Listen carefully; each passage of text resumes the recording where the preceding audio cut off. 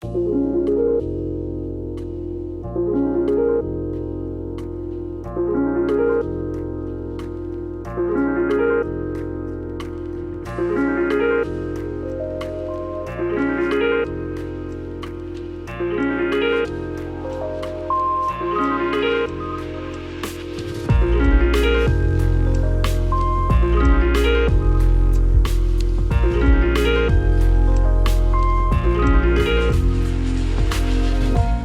friends, and welcome to the Noclip podcast, episode 96. A very spooky day to you all. It's the last podcast before All Hallows Eve, Samhain, if you like to get down with the pagans, or you like speaking Irish. Frank Alley, do you like getting down with the pagans?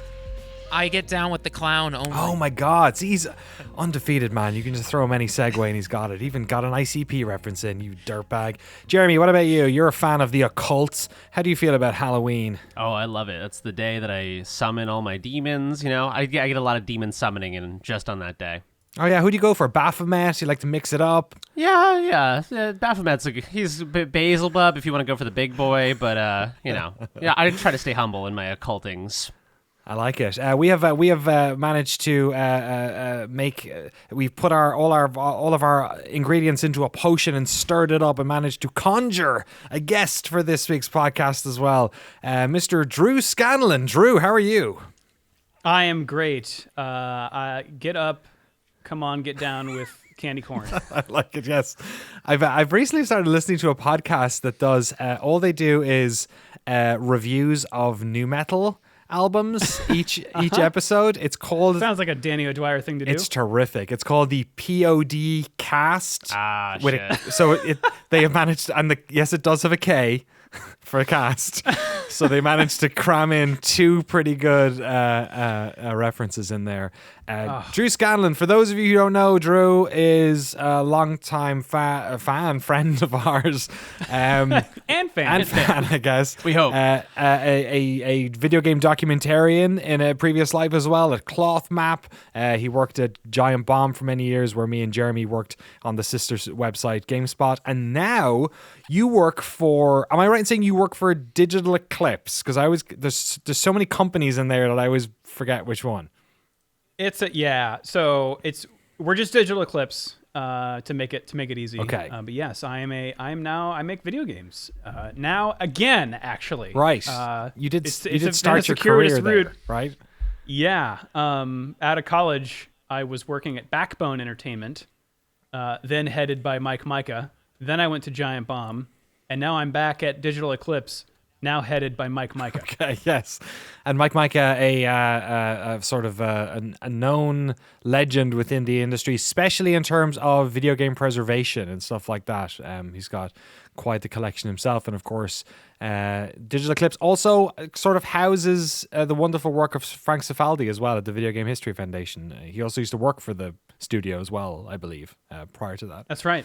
We share an office space. Yes, and you share an office space. So the other, I guess, part of this connection is that our old studio, Noclip's original Emeryville studio, was rented to us by Mike Micah and Digital Eclipse. Mm-hmm. And then when we left, because COVID destroyed the world, we left our wooden wall that we stapled to the concrete, all that sort of stuff. We left in a beautiful twist of fate. Did you end up moving into that exact room? Yes. That's where I am right now. Wait, that's it? This is it. Oh my God, it's huge. Did you drop so the drop ceiling's gone? So we put a ceiling in and did a audio baffling for, because people were walking around upstairs, so we wanted to isolate as much as possible. But yeah, we got a green screen in there with it's a psych wall. It's a corner. Oh, cyclorama. Yeah. Beautiful. We got our streaming set up there. We're setting up for Extra Life. We got a podcast desk right here, and that's my zone over there with the mixer and streaming setup. I basically tried to replicate everything that we had at Giant Bomb. Right. Oh my God! Sorry. By the way, if you're listening to the Eclipse. audio version of this, we do have a video version of the podcast where you can see all of this. That's so funny. What we had a green screen almost in that corner. We had a podcast desk almost, but like nowhere near as well set up as you. Like this is like the dream version of And look how high the ceilings are now, Jeremy. Look at that. It's like a cathedral in there. I know, amazing. So we're going to talk about a bunch of stuff in today's podcast, games we're playing and all that sort of stuff. But I wanted to talk to you, Drew, about just like the work that you're doing there. We'll talk a little bit about the games that you work on too, because I know this week the Garbage Pail Kids game came out. The long... it's such a complicated, funny, weird, sort of flipped on its head story that we'll get to that in a second. But I just want to like talk about the work that you do, because right now you work as a producer, which is one of those terms that can sort of encapsulate a lot of very different things. You're obviously very proficient in stuff like video and audio and stuff like that. I know from we also do a Formula One podcast together. They're also incredibly good at like organizing, managing teams, all that sort of stuff. So what exactly, I guess, are you doing as a producer when it comes to the video side and also the game side, I guess, if those are even different things? Yeah, I mean, well, you're right. A producer is a weird word. It means different things based on what industry you're in, and it also, can change from company to company. But right now, I'm doing both game production stuff and video production stuff, all kind of under the umbrella of producer. So in a video context, that's like, filming and editing, and I do some live streaming here. I set up our live stream studio that, again, we're going to use for Extra Life. We've already done one kind of test stream that we did for the Ninja Turtles collection we just recently released. But a lot of our packages now contain video within them. So, what Digital Eclipse does, we the elevator pitches that, were the Criterion collection for video games, right? Like if you want... if you're a really big fan of a particular game, you want to get the Digital Eclipse edition because it's got all these behind-the-scenes stuff, like interviews with, the original developers. It's, it'll play on all your modern systems. We got a lot of quality of life improvements, like, if we're emulating, then rewind and save states, things like that. And it's just, I work with everyone here is a gigantic nerd, right. Particularly for retro games, and so. This is even if I didn't work here, I know that these are the people you want handling your beloved retro games, right? And repackaging them. But we're trying to expand the documentary side of it, so I'm helping there. But I'm also doing kind of the video game traditional producer side of things, which is again different from company to company and even project to project, but. I like to say it's everything that's not engineering or art. Okay. So kind of the glue, which is similar to what a video producer does, right? You make things happen. I'm playing the game a lot, making sure things get addressed because people can really kind of get siloed off on their own particular thing. So, I'll look through the build in progress and say, this doesn't look right, or do we have a plan for this, and then make sure it gets done. A lot of publishing duties.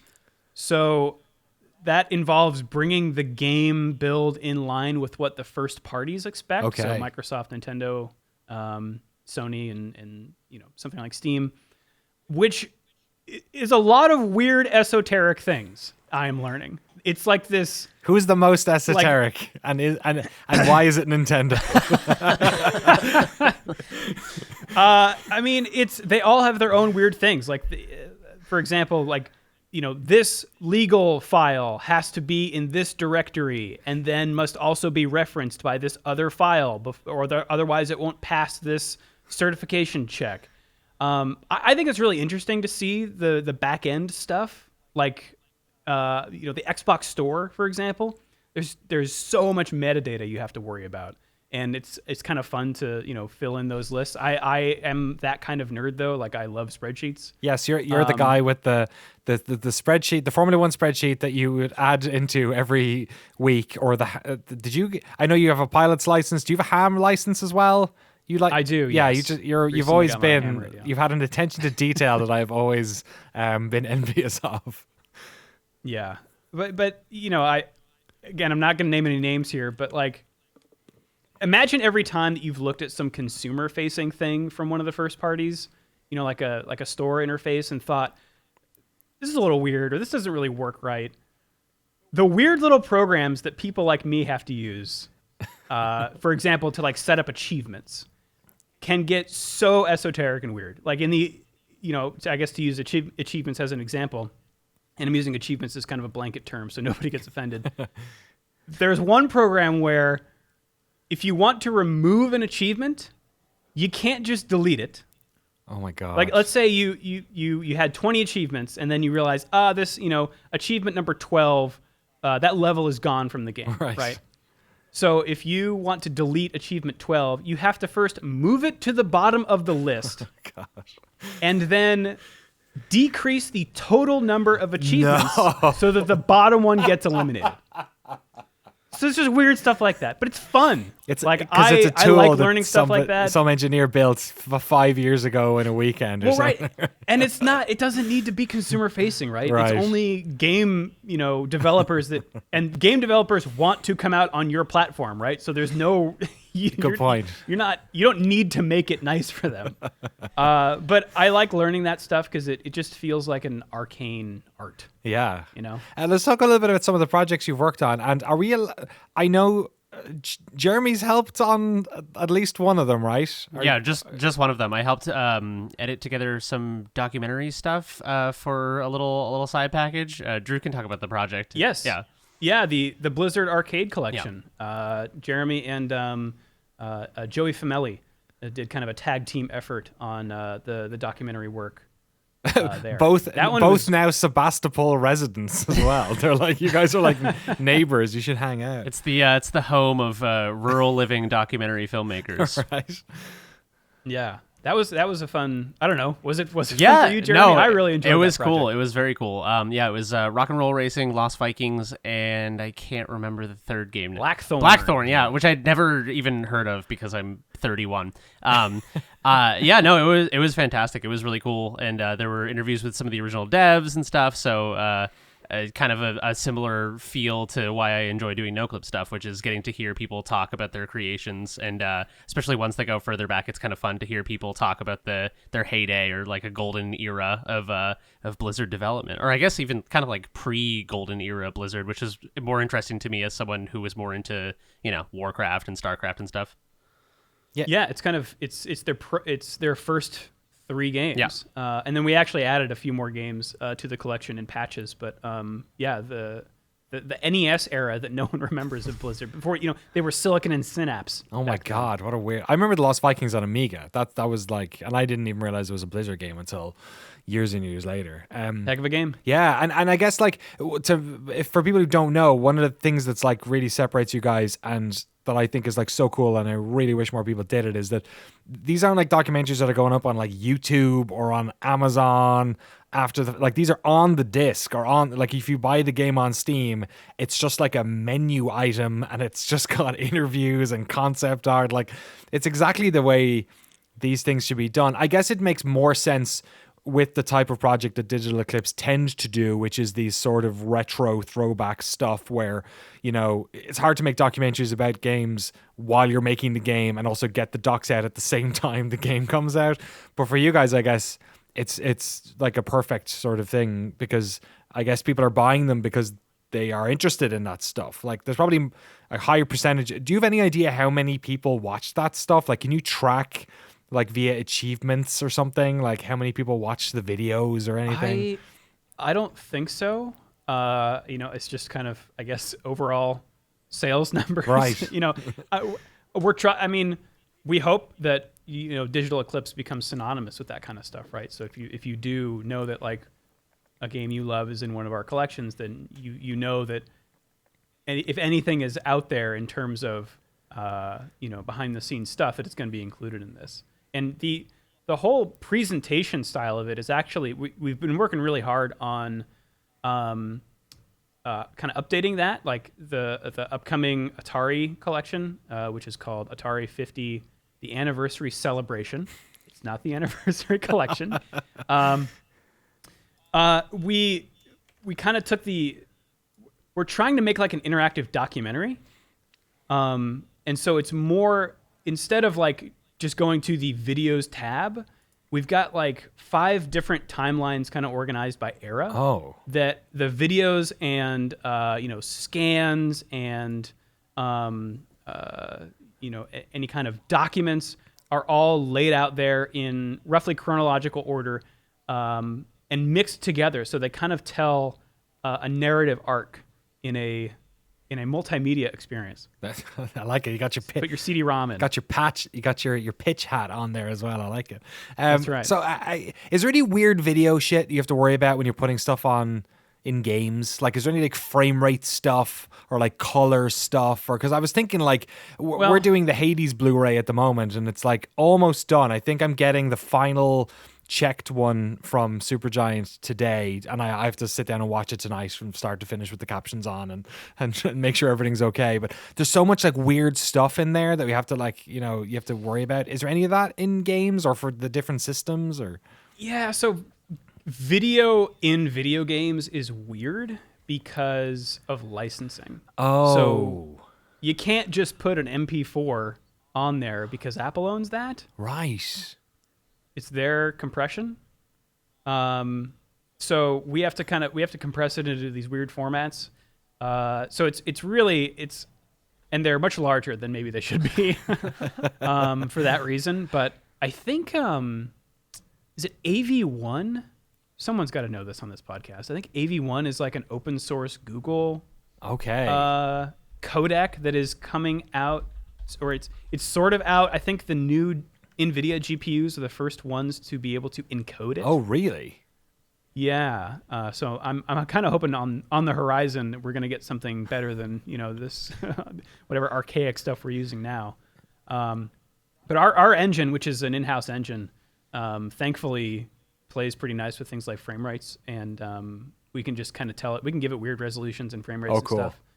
Whatever the source material is, we can play it. I guess it's used to taking in weird, games from different eras and everything else. So maybe the video falls into that. We actually had, for the Atari thing, we've got a couple film scans, and one of them is a clip from the UC Berkeley Journalism School. Okay. They went and did an interview with Nolan Bushnell. Oh, wow. In 1973. So there are literal Pong machines on an assembly line. Oh, my God. In this footage. And it's some weird frame rate because it's film. Like 16 mil or something. Or like Super 8 or something. Yeah, or Super 8. Yeah, wow. I guess, yeah, if it's just was it a college project or something then? Was it? Yeah, it was the journalism school. So, yeah, it's probably a little Super 8 camera or something. That's so cool. That's wild. That's really cool that the preservation gets tied into these things, not only as kind of a bonus, a way to enrich after playing the game. You get to watch something that's interviews with the devs, but also you guys are getting film scans and preserving these things. It's a really interesting kind of side benefit to repackaging those games. Yeah, I mean, we go pretty deep in trying to source this stuff because, a lot of the time, when you're talking about these companies that have been around for a long time, they didn't always keep things like source code or, the final art for the box art, right? That then got photographed and scaled down to the box art. Like, they just threw that stuff away. Some of them, have kept a lot of stuff. Like Konami for the Turtles collection had a ton of stuff. They actually physically went back into an archive and pulled out a bunch of stuff for us. But Atari has changed hands a lot of times over the years, and so a lot of stuff has been lost. But thankfully, there are other collectors who have gone dumpster diving and retrieved a lot of that stuff. And so we've worked with so many different people. They're all thanked in the credits. It's pretty long. But our editorial team of Chris Kohler and Dan Amrich have put their tendrils out into their wide networks to source as much stuff as possible. That's funny. I was just about to ask who does it. I forgot Chris is over there. Do you ever hire Cifaldi to do any of this as well? Because I'm sure he knows a lot of where that stuff is. Yeah, well, we go to the Video Game History Foundation for sure for things like magazine scans. Yeah. I just behind that door is like literally every gaming magazine known to man. So we can go in there, and whenever the Jaguar was mentioned in an ad, we can scan it, put it in. Terrific. Yeah, he's helped us out a couple of times with assets from stuff. Just finding especially the DMA design one we did last year. He found a bunch of interesting Rockstar stuff in there. So the anniversary celebration is coming down the pipe. But this week you released Garbage Pail Kids, Mad Mike, and the Quest for Stale Gum. Yes. Can you... Oh, I don't even know if I should ask you to explain this, because there's a certain amount of kayfabe, I feel like, that is also part of this. How are you explaining what this weird thing is? Yeah, there was actually an email from the publisher saying okay, this day is when we're going to announce or when we're going to release the documentary trailer. And then this day is when we can drop the kayfabe. Okay. I think that word may even have been mentioned in the email. I Am 8-Bit is the publisher. They're really cool folks. So the initial announcement was this. It was a fake documentary. It was a fake trailer for a fake documentary about a game that was not in reality lost in the 80s. Okay. So the whole the trailer appeared to be a documentary about this game that everyone had forgotten about. They announced this Garbage Pail Kids game back in the 80s, but because everyone was afraid of violent video games or whatever, it never came out. And so we got Area 5, the Area 5 guys came here and filmed, Mike Micah. They filmed Tom Russo, who works here, Stephen Frost, who works here, and a few other folks, Chris Kohler.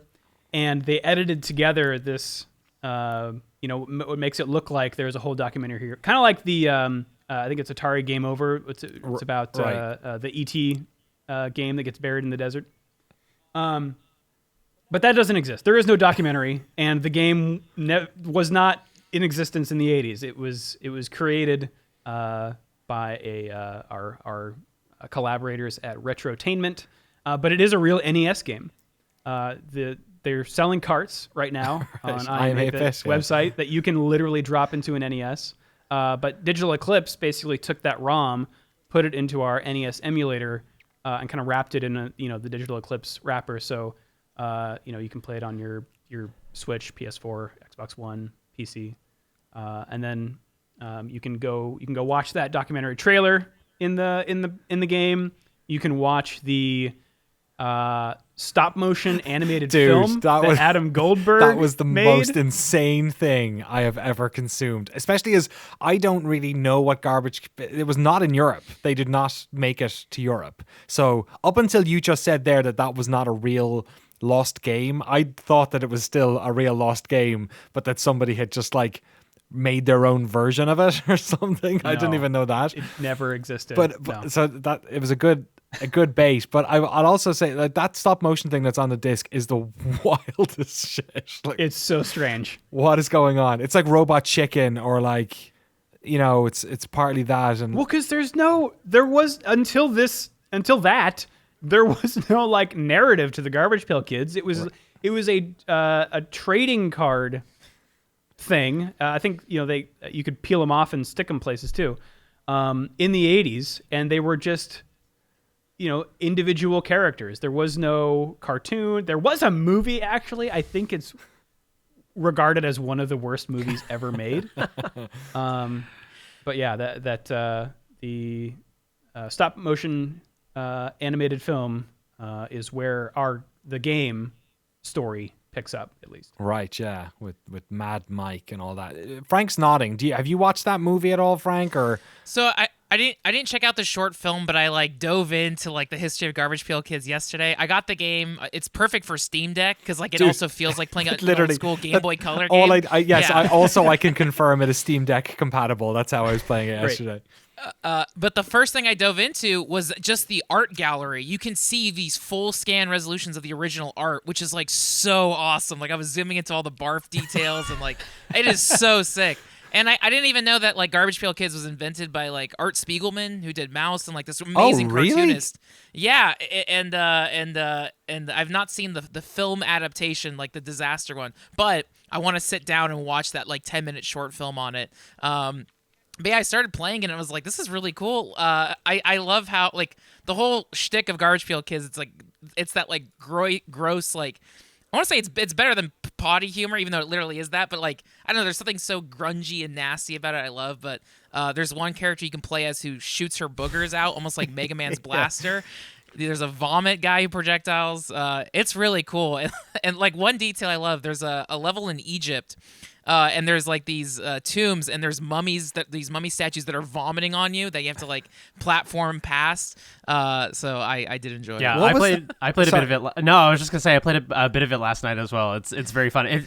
So I am also unfamiliar with Garbage Pail Kids, except sort of through cultural osmosis. And so digging into this game was very odd because I had a similar experience where I didn't know if this was a real NES game, or I had a sense that maybe it was kind of like fainting as one, but because I'm unfamiliar with the cards, digging through the card archive too, I didn't know where the line was on what was like were all these cards around? There's just like a guy who's a toilet, and I was like, this is the strange. Oh, you mean Pete C? Yeah, exactly. Yeah. I'm a big fan of Pete C. And I just it was just this miasma of I don't know how much of this is real, or I don't know what real means anymore. It was just like the lore of it felt boundless and confounding in a way that it was hypnotizing. I just can't get over the fact that the guy who made like the most like anti-fascist graphic novel was also the guy. What?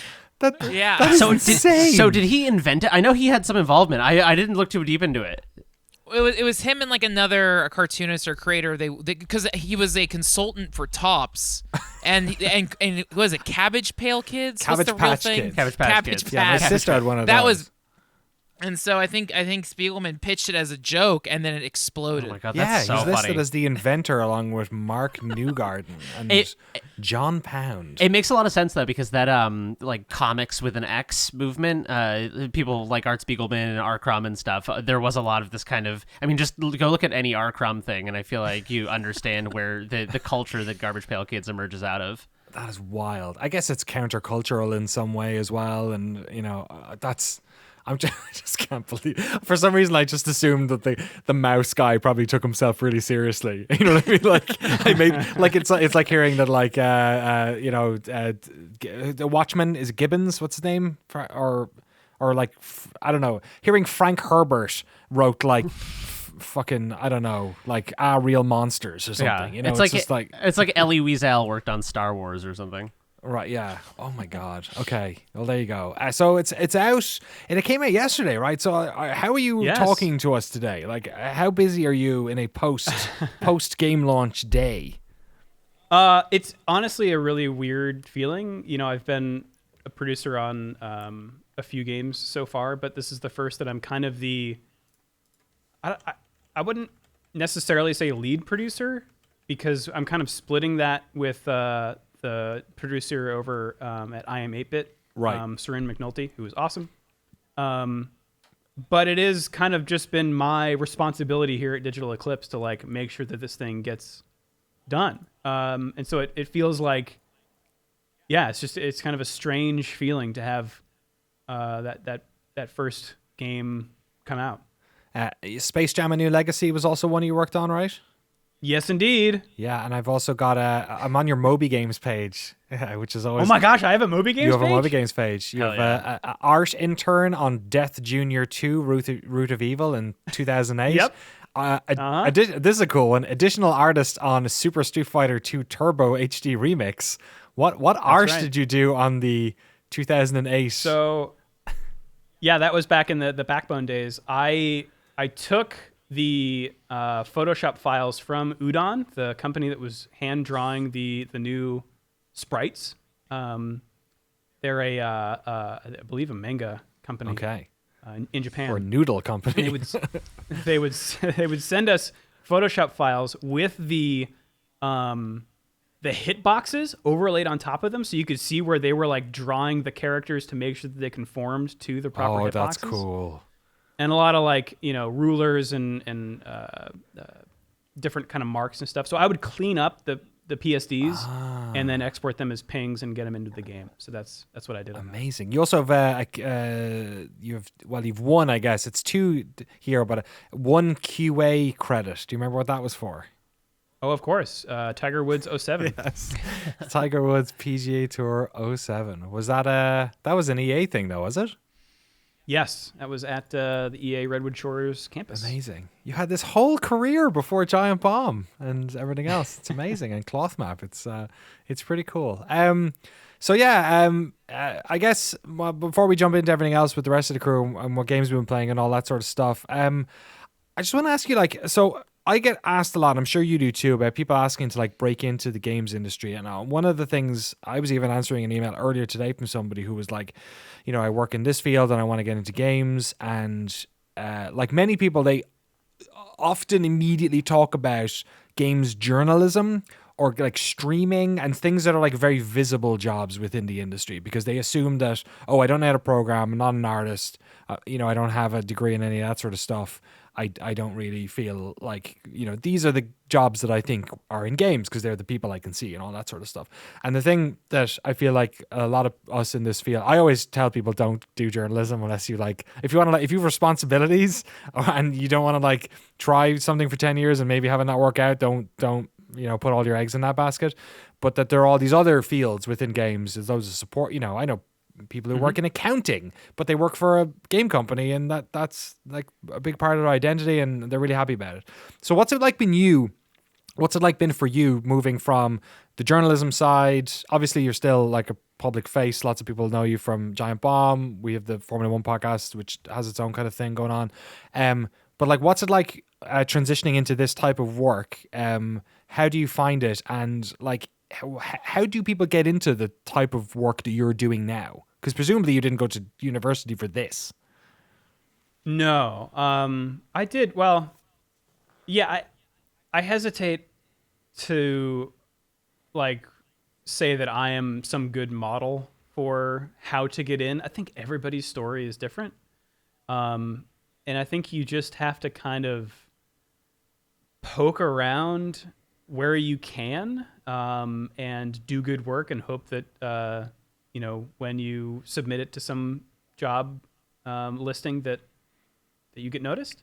I think I'll say that I messed around a little bit with Game Maker, which is a free tool. And it's also, I hesitated to look into it, I think many years ago, because of its name. It felt like, I'm just assembling Lego blocks and I'm not really going to learn how to make a game here. But you can do that if you're really not interested in code, but it's very easy to just click a button and now you're in code view, and literally what you're writing is very similar to how our internal game engine works. Right. And so I think if you go way deep and make your own game with Game Maker, and especially using the code and stuff, those kind of skills are really transferable. And even if you're an artist and you really love pixel art, you can mess around enough with Game Maker to understand how your sprites are going to be used, and how that whole workflow would work. So I would say just, I don't know, kind of poke around with whatever interests you as much as you can. But to answer your first question, what is it like? It's sure a big departure from Cloth Map, because now I have coworkers. Right. Yes. Working with other people on a project is really nice. Shouldering a load over multiple people is great. Coming to an office, I'm in the office 2 days a week these days, is really great, talking to people face to face. Did I get everything? Yeah, I mean, if that's what comes to mind, that's what it is. Do we still get mail at that address? I don't think so. Good. I don't think I've seen. I worry. I lost the key to the mailbox at one stage, and then I didn't know what was in there, and now I'm worried that there's like a bill that I'm like, I haven't paid, and it's ruined my credit or something. So People here know that I know you, so okay, I think if anything came through, if it came up. Yeah. Appreciate it. You can just pay the bills as well. That's okay. Okay, great. Yeah, we don't mind. Yeah, it's fine. Just less paperwork, really, honestly. We've a couple of games to talk about. Jeremy, I'm going to start with you because you have a game here that I did not know what it was. And I Googled it and I saw terrible pictures of animals with heart problems. Yeah. What is heartworm and why should I type game after it to see it on Steam? Yeah, so if you're listening to this, the first note is if you search heartworm game, do not search heartworm. I made that mistake this morning for the first time, and there's a very disgusting picture that comes up. But Heartworm is a survival horror game made largely by a solo indie dev. I believe his name is Vincent Adinolfi. I hope I'm pronouncing that close to correct. But it is kind of a Silent Hill inspired survival horror game, throwback to PS1 era of survival horror. In fact, the key art for the game is a PS1 case with a piece of tape photoshopped over the word PlayStation. So it's kind of it's similar to like the Garbage Pail Kids like fainting as an actual NES game. This game is very much leaning into its roots as a PS1 game. And I believe if I'm not mistaken, I think the developer also bought the domain for silenthills.com Oh my gosh, or really? silent-hills.com. Okay. Which was the name associated with PT at the time. So You don't gotta be type. careful doing that stuff, man. What was that PlayStation game where people thought it was a Kojima thing, and it was that Frank yeah. Snodden, It was like blue something. yeah, and the I forget guy what it was like scamming everyone and pretending that it was coming out. I forgot about that. I'd be real careful about Yeah. how close you fly to the sun with Silent Hill fans. That's a spicy PR move. How does it play? There's a demo for it. There's a demo for it that came out 2 nights ago. Okay. This is a game I've been watching for. It's been in development for 3 years. I've probably been eagerly following it for at least a year or two. But it plays very much like the original kind of Silent Hill games or Resident Evil games, if you're familiar with the classic survival horror games. It does have an option to switch from tank controls to a more modern control scheme. But I like tank controls. I didn't even touch it, so I'm sure it handles great. But I am fond of the tank controls. I think that it adds a lot of atmosphere when something's coming at you and you have to slowly rotate 180 degrees to go away from it or back away from it. But yeah, so Heartworm is a game described by the developer as sort of a suburban horror take on survival horror, and it's got this. I think suburban horror is kind of the perfect description. It kind of has a feeling like I think Donnie Darko was the touchstone that he used as kind of a vibe for it, which I think is accurate. You play as a young woman who it kind of goes on message boards about the occult and about the paranormal, and hears about this house that has a door in it that leads to some sort of dimension where dead people are. Like you can speak to the dead or like go through there and interact with people who have died. And so that's kind of all I know about the story. I've intentionally kind of kept myself blind on most of it because that's how I like to go into these types of games. But the demo sees you going to the house and trying to find the mythical door of the dead. And it's fucking awesome. It's really within the first few minutes, there was a kind of chilling moment, not a jump scare, but a very subtle, just kind of haunting moment that really, really stuck with me. So the demo is only probably 20, 30 minutes, but I've been thinking about it since I played it. Especially because, so I just finished Silent Hill 2, which I started earlier this year.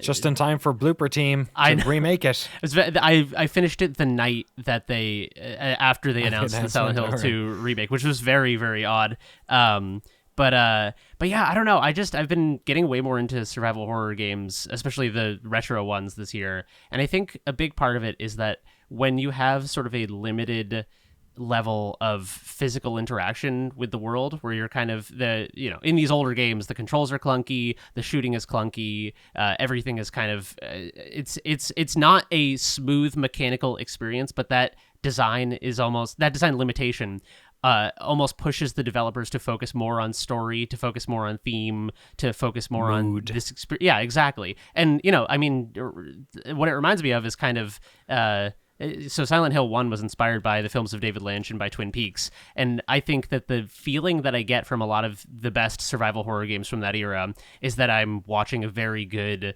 movie, kind of like a David Lynch movie. They give you a lot to chew on thematically and narratively, and especially with Silent Hill, they're not super clear cut. Like, you finish one of those games, and the best part of the experience is kind of sitting there after the credits roll and just chewing on it for a minute and being like, what the fuck was that? And then discussing with people who've played those games, or going online and watching lore videos or whatever. And so yeah, I don't know. I've found a real love for that genre this year. They chewing them up. You're finding them where you can get them. Yeah, totally. So I highly recommend Heartworm. I would follow the developer on Twitter. They post a lot.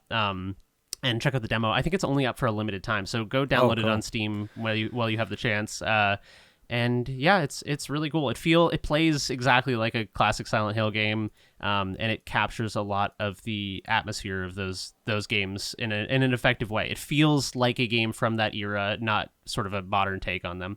Nice. Planned release date TBA, it says. So this might be your only opportunity to play it for quite a long time. Nightmare of Decay has a lot to answer for. I feel like we're all kind of on this PS1 horror vibe. I was just looking at the release stuff that's coming out this week as well, because Bayonetta 3 is coming out this week.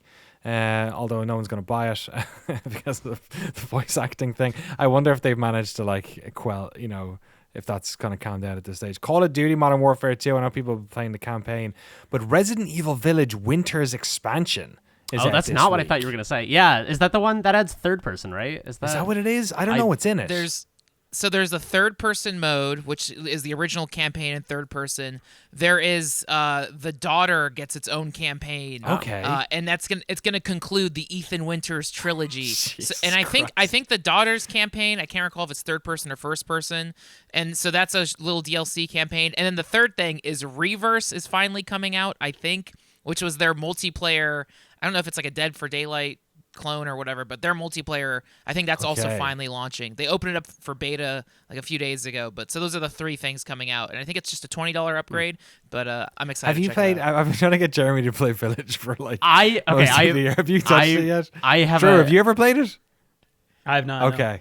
I have played the beginning a little bit on a friend's console. It's cool. I hated the start of the game. So okay, I'll have to follow through. It feels very different to me than what I like about survival horror. So I think I need to go into it with a mindset that it's not trying to, it's not a Resident Evil game. It's just its own thing. I think is what I need to. Yeah, it is. It is maybe. Oh god, it's so hard to talk about it. It is maybe the most Resident Evil game. Okay, but not, I don't know. It's like, but what is the opposite of when you make something nostalgic and it takes all the things that you think you loved and remembered about the old games and then presents them to you again. And this game does something totally, I don't know, it's like the inverse of that, where it's just like, no, this is what would happen if we made this shit now. And it's it's the weirdest shit. It's just like, it's like, yes, we'll have a mansion, but now this is happening in it. And like, yes, you'll have a mission to do something, but instead of it being this like somber, thing, it's going to be this fucked up thing. It's like, it feels very like Sam Raimi or like Peter Jackson, like the Dead Alive Peter Jackson, where it's just like it keeps pumping up and it's nuts. Yeah, it's like, oh, you like that game? Did you? We're gonna change. Yeah, we're gonna do a different game over here. It's really gonna fuck you up. All right, I need to come in with a fresh mindset. It's also, such a weird game. 2 releases coming out this week that I'm very excited about. Both of them are, as of time of recording, they're coming out tomorrow on the 27th. Frog Detective 3, the long-awaited Frog Detective 3, which I know Frank is psyched for. That's going to be at Day of the Devs as well, which I'm going to in a week and a half. Nice. And then the other one is more in line with what I was just talking about, Signalis, which is a survival horror game, kind of sci-fi inspired. It's kind of the aesthetics of like it's like queer System Shock with the mechanics of PS1 survival horror. It looks fucking awesome. I've heard it is spoilable, so I am staying as in the dark as possible. But it comes out tomorrow, and I'm very excited. I almost messaged the dev and was like, "Listen, we don't do reviews, but I'm just dying to play this." But I've held. I mean, I'm gonna buy it either way, so I'll just wait for tomorrow. Wow, the art looks wild. Made by it is so Rose beautiful. Engine. It reminds me of Fear Effect or Fear Factor. What was that like Fear PS1 Factor? anime? Joe Rogan is that in this? Is it? Yeah, I think it was called Fear Effect. It was Yeah. this very anime, like Ghost in the Shell looking game, and this looks like that. Oh my god, I've never heard of this Signal. Oh, dude, you are in luck because I've been waiting years, or at least a year for it. I've been waiting a long time for this game, so now you only have to wait 12 hours or something. There you go. Signalis, check it out. Drew, what's it like living on the outskirts of talking about video games? You just get to play whatever you want. What are you playing? Yeah, it's great. I don't have to keep up. Flight with anything. Sims 24/7. Yeah, I'm thinking about. So my brother and sister and I play every couple weeks, and we're thinking about getting a new. We like co-op games. We were playing Sea of Thieves, and I think we're gonna switch it up. We might go to Deep Rock Galactic. Oh yeah, it's good. But I'm also looking at Grounded. I've heard a lot of good things about that. Might be too much thinking for me. In Grounded? In Grounded. Is there? Yeah. That just hit 1.0 like recently, right? Yeah. I think. Yeah, it's out. The other thing I'm doing is like, working at a place like Digital Eclipse. I'm suddenly confronted with how much retro game knowledge I don't not have, and so I'm trying to fix that. And there are so many retro games out there. It's tough to tell which ones to play. More every day. So that's true. So as is my nature, I've made a giant spreadsheet, one per console, and I'm going through and just Googling best games for this console, and then seeing how many times each game shows up, and then assembling like a master list of like, okay, here are the games that I need to play for like the SG-1000. Oh yeah, you're going deep then. So what other consoles are you going for? Like Jaguar, or if you? Well, I'm going for like it's every game system from 1983 to 2001. Okay, is what I'm targeting right now. Sure. And the ones that are either on the Mister or right, have. Get a good Retron, okay. There's like a good emulator somewhere for it. Just knock that out in a weekend. Jaguar is about to have a great emulator. Oh, really? By the way, yes. There has not been a good one for a long, long time. It's like they're out there, but they're you can't play them at full frame rates. Right. But for the Atari collection, we had one Rich Whitehouse emulator extraordinaire create from the ground up a Jaguar emulator. Oh, wow. And it is quite good. What's the frame rate on a Jaguar? What's the top? Oh, I mean they'll go. I don't know if it's 60, but they'll go 30. Nice. But I'm saying like the the other ones that people have tried to make. There's one that's like only in Russian. Okay. They have not quite cracked the code, but Rich is an absolute genius. So. Amazing. Speaking of playing with family, the game I have not touched anything new all week. Well, a lot of Stunt Derby stuff because we've been working on the game. When we have episode 2 coming up on Noclip Crew pretty soon. But me and my wife have just been playing more Worms Armageddon. We just got like, oh my god, dude, like. Hell yeah. On PC or Dreamcast? No, we've been playing on the Xbox Series X. Like I think it came in 2016. This one did. Oh, did they? Oh, okay. I didn't realize. Yeah, that. so it's basically a. Wait, am I saying no? I'm sorry. I take it back. I'm playing Worms WMD, which came out in 2016, which is basically Worms Armageddon with some extra things added into it. Sorry. Okay. So Worms Armageddon came out in, what was it, 1996 or something, probably. Like that. It was basically Worms 3, I think. Was it? Did you ever play it back in the day? That sounds right. Yeah, I had it for the Dreamcast, which would have been after 99. Okay, so maybe it was, yeah. It's hard to tell with the Worms ones, which ones are new and which ones are throwbacks. Yeah, it's all kind of all over the place. And I loved Worms 3D as well. That came out in the early 2000s. Yeah, so it's basically that, but it's a 2016 game that they packaged together. It's kind of what you'd expect. It's all 2D Worms.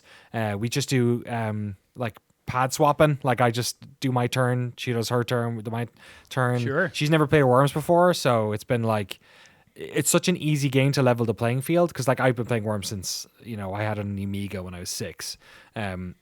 So I can just have like fewer worms, or we can do like she gets certain weapons, or like she was annoyed that a lot of her worms, because she'd have more of them, would be on the edges of the map, so then we could like set it so we could teleport in the worms or add in change the weather. There's weapons and forts in it, or sorry, like vehicles and forts. So there's tanks you can get into and mechs and stuff. You can put those in, take those out, do it one by one. Add in certain.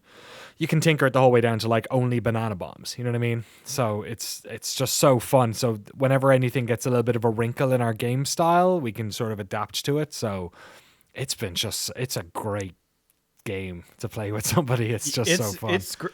I'm surprised. Have you run into any marital disputes? Like, it could be one of those games that you could get really mad with the people you're playing. Yeah, with. there's been a couple of times where it's been like she's been asking me for advice and then she doesn't follow it, and I'm like, "What the fuck are you asking me for? Like, if you're not gonna listen, like, At one stage yesterday, she said, "Does it play like you're? Does this feel like you're playing yourself?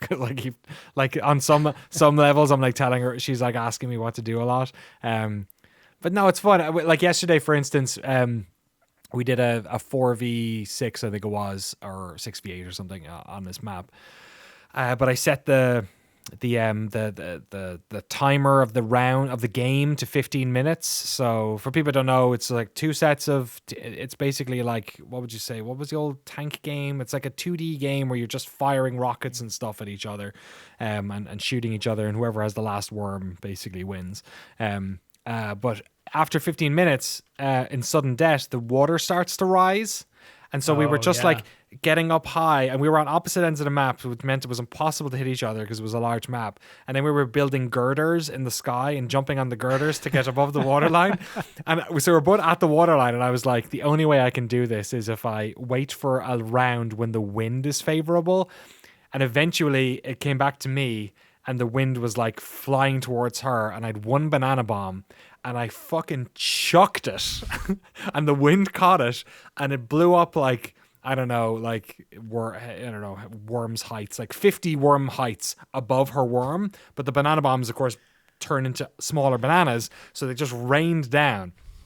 One of them hit her on the girder, and she flew towards the water and landed on like a pixel of land to survive. And then it was her go, so she just like jetpacked back onto the top of the girder, and then oh my god! And then I ended up drowning, or she hit me with a rocket or something. But that's Worms at its best, man. Totally, awesome. It's just emergent gameplay, 100%. And when it happened in like the mid '90s, there was nothing quite like it, because it was basically like physics. Yeah. In the early 90s, the whole, deformable terrain. Right. Yeah. You're right. Like a level that changes, and then not just changes like visibly, but like you can then like, dig someone into a hole, or like even the mines, like stuff like that, like the mines bouncing and exploding and creating these sort of like domino effects. It was really something else, and it's still fun. In like 2022, it's still like exactly as fun for the exact same reason. So yes, I would highly recommend anyone going back and checking out Worms Armageddon. I don't know how much I think I got it on Xbox because it was on Game Pass or cheaper. It was one or the other. It was like maybe $5 on there, but it was like 20 on PlayStation or something. Frank, you're playing some spooky games. You talked about Ghostwire Tokyo a couple of weeks ago. How is that new Ghostbusters game? You've played a bit of that. Speaking of co-op, I guess. Yeah, I've never been a fan of asymmetrical games because, like, I don't know, I just don't like PvP much, like, except Call of Duty, because I guess I'm good at Call of Duty or Tony Hawk, but any other multiplayer game, I don't want to like work hard. Like, I just want to chill. But the Ghostbusters game is surprisingly pretty fun. So like me and like 5 friends, we all got it. And what I like about it is so it's 4 Ghostbusters versus 1 ghost, and all 5 of you can queue up together. And even though you're fighting against each other, you're still getting progression and getting trophies and stuff like that. I feel like some games don't let you do, like Dead by Daylight will not let you do a full squad like that and get progression. So that's just like one nitpick. But the game itself, the Ghostbusters, is fun. If you're playing as the ghost, it feels like you're playing Luigi's Mansion, where there's one big, like the enemy controls one big ghost, but you can possess other items or spawn little ghost minions. So the Ghostbusters have to go around and use your PKE meters to like look around for ghosts. You zap them, or you hunt them down. And you can also quell down civilians. The idea is a level is being haunted, and once it reaches like max haunts, everyone screams, runs away, and it's been successfully haunted, and the Ghostbusters lose. You have to defend this place from being haunted. So the ghost is possessing objects, scaring people, and you have to calm down civilians, and then also trapping the ghosts.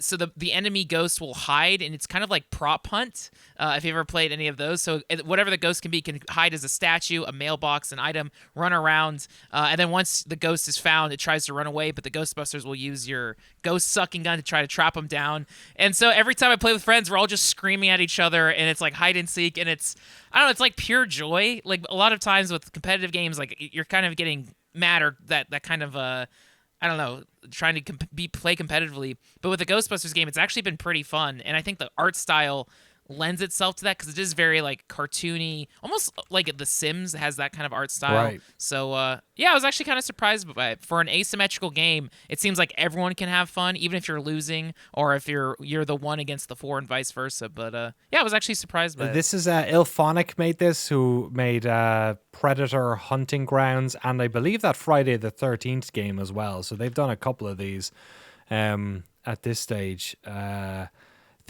was typing there because I was trying to figure out whether or not we had this conversation on this podcast or it's something when I was over doing the Giant Bomb stuff last year, because I did a video with Tamor about Haunting starring Poltergeist, which is a weird EA game on the Mega Drive where you're basically like a ghost man who's like jumping into objects and using them to scare people.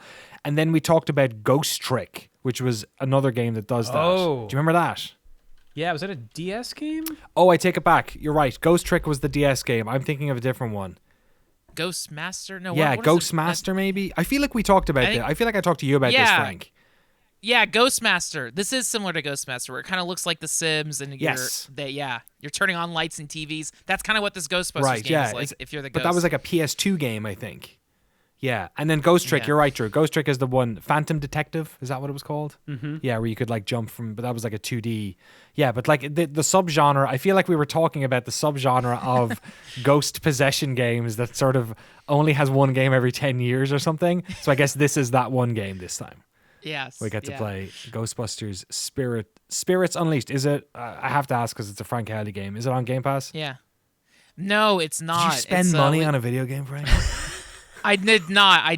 The publishing team was very generous to Twitch streamers and sent out so many codes. And I was like, hell yeah, let's go. So I gave them all to my friends. They're like, let's play this. And then I was like, oh, this is actually good. Okay. Excellent. So I did receive a code for free. Yeah, I don't know. I like playing games with friends. I like grinding trophies. I like just chilling.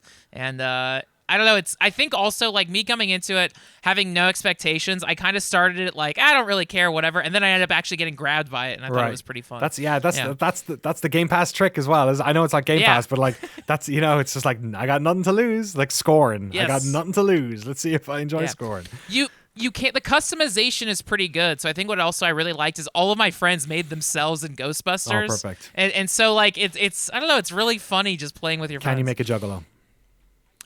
During Halloween they have a Wicked Clown mask. Yeah, nice. There's a pumpkin mask, a skeleton mask, a clown mask, which I have. Shaggy 2 Dope mask. Right there, love it. Is that the standard Noclip The question test. for character for creators? Frank it is, yeah. Yeah, Frank is down with the clown, so he gets. Okay. He's our man on the inside. Yeah.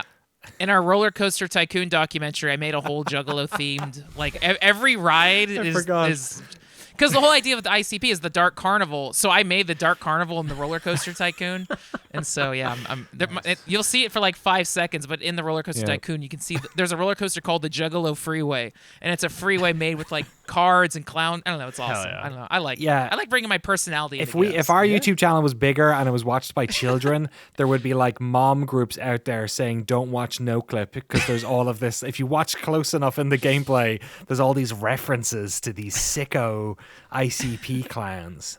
That's all Frank's work. I think that's all the games we had to talk about. Halloween ass games. I'm still trying to see if I can get some time in to play some Call of Cthulhu, but I don't know. But I think Resident Evil. Speaking of Halloween games, and if I'm not quite done shilling. Yeah, do it. Shill away. Everyone should sign up for the Digital Eclipse newsletter because we are just starting this month. We want to do this more regularly, but Mike just made a Halloween game. Oh, and is gonna release it on the via the newsletter. And for free. I've seen on Digital Eclipse's Twitter the QR code for the newsletter. Is that the best way to do it, or how do you sign up? Yep.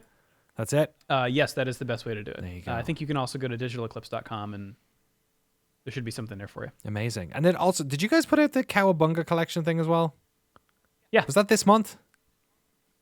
Was it this month? I think it may have been the beginning of this month. Okay. Fucking keep busy over there, huh? Oh yeah, there's all kinds of stuff going You're on. making 50 Atari games? Jeez Louise. I just got handed my next project. Oh, wow, really?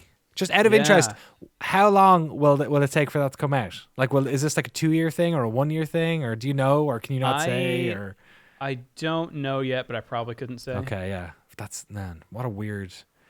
Did you know, I didn't know this until I got here, that and so many things that, like, questions I didn't really know I was wondering about have been answered by working in kind of the back end of this stuff. Is like, oh, why did a game get delayed by a few days, right? Or a week or something? When you submit, and again, I don't know how much of this stuff is like proprietary information, but so you've got to submit your build, your game, to the first parties so that they can look at it and make sure that, like, oh, you misspelled Microsoft or whatever. You can't. Yeah. There's certain things that they don't like. I remember there was a big uproar about when Cyberpunk came out and was all busted. Everyone was like, "How did this pass certification?" Right. So that process is called certification. So for one of the first parties, you can't just submit it. You have to schedule a date. Like, you have to get on their calendar. And if everything, and it can be booked up. So if it's all booked up, you got to go like a week later or another week to be able to submit your game. And if it's in submission and they find something, you can try to get a patch done real quick, but then you got to slide it in there and they only give you a certain amount of time, or else it gets kicked from submission. Then you got to go to the calendar again. Like, there's a lot going on. And then that's only one. You might imagine. So you could end up, something might happen on one of the certs and another one, and then you all probably want to get all versions of the game out on the same day as well. So there's just right, yeah. Oh my There, I've seen occasions where, like, one thing will get flagged in one first party that the other one will think is fine.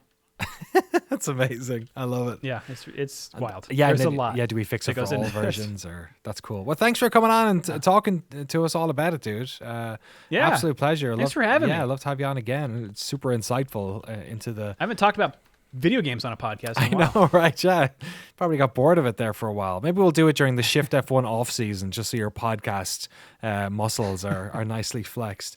We are looking to start one over here at Digital Eclipse. You got a lot of very smart people. Yeah. Yeah, I basically want it to be a vessel to tap into those depths of extreme nerd knowledge that are over here. I just want Mike Micah to talk about, the Commodore 64. I would also like that. That'd be 3 hours. That'd be a good time. Keep your eyes peeled on that. Follow Digital Eclipse on Twitter. Follow Scanlon on Twitter as well, for all his dirty deeds. Follow Noclip on Twitter. We're on there and everything else. In terms of documentaries, our black and white video is up on our little mini doc is up on YouTube. It's weird. I don't know what happened there. It was slow, and now it's the most watched episode of Greatest Hits we've ever done. So that was pretty cool to see. Spooky. Yeah, I know something. Whoa. Something weird going on there. I've been listening to a lot of Static X's single black and white since that came out too, as well. Which is apropos of nothing, but it's a pretty good song. You're going to Day of the Devs? I think I am. Yes, I'm planning to on we will Saturday. Be there. I don't know that I'll be there, but okay. Digital Eclipse will be. So if you're there, go swing by and see the Atari 50 nice anniversary celebration. And I think Jeremy Williams is a big fan of Noclip. Oh, so cool. Go say hi. Nice. give him a fist bump. Hell yeah, get some swag. We submitted Stunt Derby for Day of the Devs. It did not make it in, but I was, you got to try. Neon White video. Jesse has put together a really good video for developer breakdown on Neon White. We're going to be probably cranking out more of those over the next couple of months as well. We got some really cool ones lined up over on Noclip Crew, so go check that out. The Crystal Dynamics doc is going to come out on Thanksgiving week. We have it locked in. We have it's almost finished. I was trimming all Jeremy's awesome stuff for the past week and building it all together. It's going to be one big doc, probably about an hour and 45 minutes. Still doing the last of the catch-up interviews for that. Just making Stress Elnick look real good, which isn't very difficult because he's a Adonis of a man. I know. I'll keep those stories to myself. Support the. He's probably got good lawyers. Support the podcast, fund our documentaries, and get access to all of our bonus episodes on the official Discord over at patreon.com/noclip. That's the podcast for another week. Frank, what are you playing? Is this when we do Race Around the World? Race Around the World. Yeah, that's wrong podcast. Hey, look, you didn't make this morning's bonus patron podcast for Shift F1. I'm sorry, I had a conflict. You missed us talking about it's already gone out of my mind now. Gone in 60 Seconds. Gone in 60 Seconds? We did. We talked about the Gone in 60 Seconds, myself and Rob did, for the patron exclusive Shift F1 podcast. For an hour, we talked about Gone in 60 Seconds. And then right at the end, we realized, and I haven't talked to you about this yet, we realized that there is another Gone in 60 Seconds that was made in the 70s, which has a way crazier story. It was made by like a guy who owned a junkyard, sunk $150,000 of his own money into this random movie, which has, I believe, the longest car chase in film history. It's like 50 minutes long. Awesome. They've trashed 150 cars making it, and he died making the sequel to this movie. Whoa. It is the craziest. I were on Wikipedia going like, how is any of this true? So that's what we're doing next month on the Patreon podcast. Okay, just so you know. We will of course have Patreon exclusive podcasts for this actual podcast you were listening to as well, everyone. Don't worry. And if you're on the production team tier, we actually have a meeting on Monday to talk about all the stuff that's coming up for the rest of the year. But before we leave, as ever, what are you guys doing for the rest of the week? Frank, what are you playing for the rest of your week? More busting? You gonna bust some more and bust some out? I can't wait for Call of Duty this weekend. I'm so hyped. Call of Duty is very fun every year, just so, all my friends get together and we just scream on Xbox Live lobbies like the old days. It's you guys. It is so fun. So yeah, yes. Yes. No, it's going to be a good time. Nice. Jeremy, what about yourself? I'm probably going to grab Signalis when it comes out. I don't know if it comes out at midnight tonight. I'll probably wait until tomorrow night to play it. But Taylor Swift fucking deal there. I don't know the reference. Dropped a midnight album last week. Gotcha. Yeah. Okay. I know you're a big Swiftie. Don't worry about it. I just don't like to publicly admit it, so I play dumb. Signalis all the way. Signalis all weekend. Excellent. Drew, what are you going to do? Are you going to hunt down some more co-op games for your siblings? Yeah, we'll probably try some Deep Rock Galactic, and I think my Analog Pocket is on its way. I got the email 2 days ago. Did you as well? Were you in? Yes. Were you in Group 3? I think so. Yeah. So I just forgot. I think it's arriving tomorrow. So now that's what I'm doing. I got to finish this spreadsheet. Right. Yeah. I'm gonna play that, I guess, and more Garbage Pail Kids on my Steam Deck, which is let's call it NES hard. It's NES hard. Yeah. It's one of those games. But thankfully, Digital Eclipse has put in a rewind function. Yeah. Also a story version, so you can just like watch someone else play the game or watch the game. That's me, baby. That's you. That's me. You're kidding. Oh, that's too good. Watch Drew play the game. Yeah, you don't have to play it. You can just hit watch and it'll just go. And you can actually, it's not a video. It is literally like game data, so you can jump in at any time. Oh, you're kidding. I didn't know that. Yeah. Speaking of game data, Alex, since we're all shilling our games here, Alex Austin put in a replay system into Stunt Derby, which saves replays like old Quake 2 multiplayer style, where it saves data. So some of these are actually pretty long. We had a really long race, and I think the save data was like 300 megabytes, but it saves everything. And then you can jump back in and use all the replay controls to jump into any car, do it in slow motion, fast forward, rewind, all that sort of stuff. So you're making a Counter-Strike video. Basically, yeah, we're going to make our little CS avies. But but a stunt derby. We're actually going to use it to make the trailer, but it's free for anyone to use, same as the level editor. So if you're a patron, go get your code for stunt derby. All right, enough shilling. Thank you, Drew, as ever, for hanging out. Thanks to the rest of the dudes. Yeah, thanks for having me. That was episode 96. We'll see you next time. Bye.